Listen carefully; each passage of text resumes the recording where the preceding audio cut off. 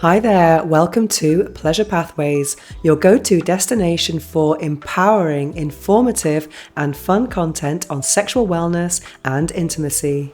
Whether you're looking for expert tips, personal insights, or product reviews, we've got you covered. I'm your host, Venus O'Hara, and I'll be accompanying you on this pathway to pleasure. Today we're going to talk about mismatched libidos or sexual compatibility, which is kind of related really, and it's something that's way more common than you think. Sometimes close your eyes and imagine you have met the perfect partner for you, someone who you are very attracted to, and you start building up all of these ideas in your head about what sex might be like with them. All these fantasies, oh my God, you have been going in overdrive in your mind's eye. And then the big day arrives and it's terrible. Has that ever happened to you? Well, sometimes it can improve because the first times can be awkward, and then sometimes you can get used to someone else's body, someone else's tastes, and it can get really good. But other times, maybe sexual compatibility is something that's part of the relationship, and that can be very frustrating. Or maybe you started on a high and it was amazing for the beginning, for the honeymoon stage. And then over time, with the demands of life, the passion starts to fade to the point where you're thinking, are we just flatmates or are we a couple? In this video, I'm going to share with you many tips about how to overcome this situation, which is very, very, very common. But let me share with you a couple of personal anecdotes.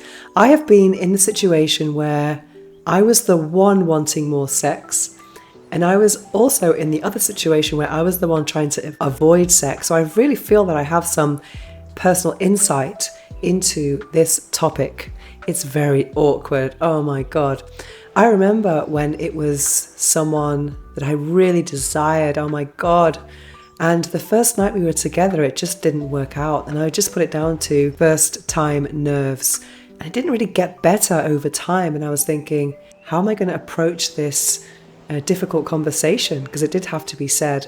And he took it so badly that it became a very awkward topic in our relationship. Sometimes we would have these arguments and then we would have kind of make-up sex, and that was the only time it was good. But that's, of course, not a very healthy dynamic to be in at all. So I remember just going back to that situation, he made me feel, or the situation made me feel, really rejected, unattractive, and not desirable, and very frustrated. I was just so sad and frustrated because I thought this guy was amazing. And I was very sad that this part of our life wasn't really working. Also, I was in my 20s, so I was thinking, if you don't have good sex now, oh my God, I'm in my prime and I'm just not having good sex. And I used to get up on Sundays, oh my God. I remember we used to wake up on a Sunday morning and I was snuggling in bed, half asleep, and then I would hear him get up. Then he would go to the bathroom and then he would come back down the hallway and I was thinking, come back and snuggle me. And then he would go to the kitchen and make me some squeezed orange, and I could smell the citrus in the air, which is kind of nice, but then he gave me the orange. I was like, thank you. I mean, lots of people do like breakfast in bed. But then he would go to the living room and just watch the Formula One, and I was thinking, oh my God, I'm not a Formula One fan. And then I would start ironing my shirts for work, and I don't iron my shirts for work. Well, don't look. And I was just thinking, I'm 29. Why am I living like this? It was such a frustrating situation to be in. But I think I put up with it for so long because at that time in my life, I thought maybe I'm putting too much emphasis on sex. And I probably was, and I was choosing the wrong partners. But it is possible to have a balanced relationship with passion and joy, something that's going to bring in you joy in many areas of your life. Because when the sex is not working, it can cause underlying frustrations in the non-sexual areas of our relationships. And then fast forward a few years, I was on the opposite side. I was the person avoiding sex. That was equally awkward. In that particular situation, the relationship had started off very, very passionate indeed. Yes, oh my God, when I think about it now, it was so passionate. But over time, I kind of knew that this guy was not my future. I think I wanted a more serious relationship. But suddenly I felt kind of emotionally, I was emotionally tied to him, so it was very difficult to unravel our connection. I was afraid of being alone. And there was kind of non-sexual intimacy. We were kissing, we were hugging. He was very affectionate. He was a great support. But then whenever he had a day off work, I was kind of thinking, I don't want to have sex. I don't want to have sex. And when he left, well, we didn't live together, but when he left my house, I was thinking, oh, I managed to avoid it again. Thank God, thank God. So yeah, that was really, really awkward. And he got to a point where he was kind of counting the days and the weeks and the months that we hadn't had sex. And one day he said to me, I feel so rejected. And he was almost crying. And when I saw the pain I was causing, I felt so bad. And then we had to kind of, rethink our relationship, because it was a symptom of me not really being into him or the relationship. Yes, it was very, very sad. And also in those moments, what I remember most from it is that sometimes when he would try and give me a massage or try and have some kind of, let's say, just try and have some kind of intimacy or physical intimacy with me, in the back of my mind, I was thinking he's only doing this because he wants to have sex with me. And that was a major turn off. So I think it's very important in those situations that, any advancement or any kind of approach has to be not always with this in mind of just it has to end in sex. Sex, I'm meaning, when I say sex, I mean penetration, because I think there's too much emphasis on penetration in sex. For example, a lot of sexual encounters follow a very predictable sequence of kiss, caress, undress, optional oral sex, penetration, male orgasm, game over. And it seems that the first stages are kind of rushed because the penetration can be, 80% of that encounter. And if you're not really feeling, that you want to end there, it can be a big turn off. So someone starts caressing and you're thinking, I don't really want that actually. Maybe I need something different. So yeah, it's a very, very, very awkward situation to be in. And I felt very awkward as well because, I'm a sexpert. So I'm supposed to, it doesn't mean that I want sex all the time, of course, but it really was a symptom of something else going wrong in the relationship. But of course, there are many other types of scenarios. Sometimes it's just a phase, because relationships go through many phases. Sometimes you can start off very passionate and then perhaps you have a baby or something that can definitely disrupt your normal routine. Or perhaps someone is traveling for work, or perhaps you've gone through a very stressful time.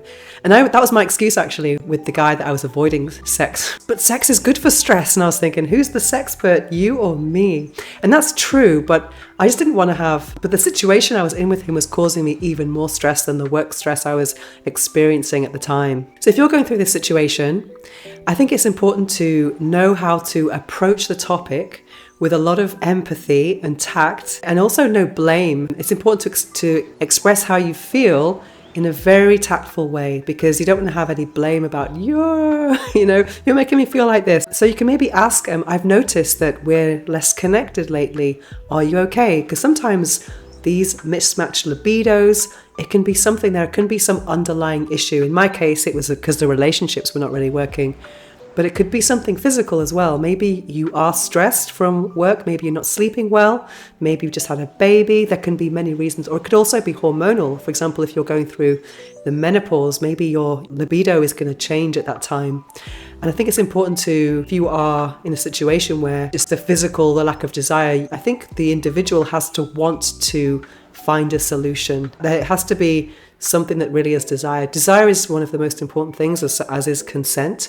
So it has to be something that both parties want to reestablish this connection of sex and intimacy, which can be very, very beautiful, is very beautiful in a relationship. So something you could ask your partner would be, what do you need from me to reestablish our sexual spark or our sexual connection? There are many ways you can go about this in practical terms. First of all, you have to acknowledge that there is a problem or there is an issue, and also both be on the same page as to wanting to overcome this issue. Something I think is really amazing for overcoming this issue, this obstacle, and reestablishing the spark is engaging in non-sexual intimacy.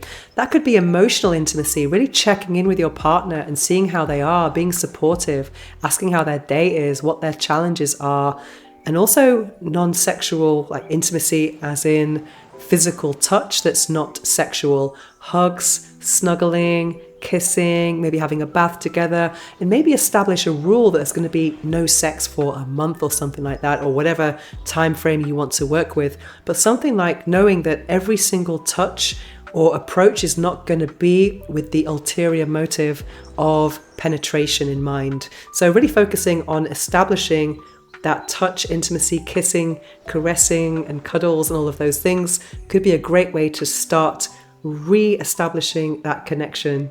I recently found out about a method called the 3-minute method. Imagine just being with your partner and saying, we're going to just have some intimacy for 3 minutes. You put the timer on your phone and you can use that time to do whatever feels natural. You can both lie down, maybe in bed, on the sofa, and just maybe look into each other's eyes, a few caresses, and also a bit of kissing and massage. When the alarm goes off, maybe, just maybe, you'll be thinking, oh, is it over already? That's the desired outcome at least. And just maybe work it up. Maybe you could go to a 4-minute method, a 5-minute method, etc. But really also it's important to establish what you don't want at that time as well. And a method that I used a lot when I felt so rejected from my partner that I really wanted to have sex with and he didn't want to have sex with me was self-pleasure. I indulged in self-pleasure when we were not together, and that was something that really helped me ease my sexual tension. And that is something that you can talk about with a partner. How do you feel if I masturbate? Do you want to be in the same room as me when I masturbate? That's also something that could actually create a bond with your partner as well. Maybe you don't feel like penetration or genital stimulation, but you might be okay with your partner stimulating themselves when you're in the same room. I remember with one guy I was with, I remember just being a few times when I was tired, and he said, well, do you mind if I masturbate? Do you mind if I use a male sex toy? And I was like, no, actually, I want to watch. And it was kind of nice just to lie back, sit back, and watch him pleasure himself. And that kind of turned me on, because sometimes we're in those situations of a sexual encounter, we're so in our own heads and in our own experience that we don't have 100% of our attention on our partner. And that's a kind of nice way to be, separate or detached from the sexual happenings and just watching and observing your partner get really turned on, and just observing how they're touching themselves. What's the speed? What's the method? And maybe you can emulate that at another time in your relationship when you're feeling more connected. And there we have it. I hope that if you are going through this situation, I hope these tips have been helpful for you. And if they have, don't forget to leave a comment. If you have anything to add, also, please leave a comment so we can all learn. And remember, it's very important to be subtle when you approach these topics with a partner, because it's a very sensitive topic. Thanks for listening to Pleasure Pathways. You can find our products on the Tracy's Dog website or on Amazon. And don't forget to check out our blog for more in-depth articles about sexuality and intimacy on tracysdog.com. And follow us on Spotify for our latest podcasts. Thanks for being here on Pleasure Pathways.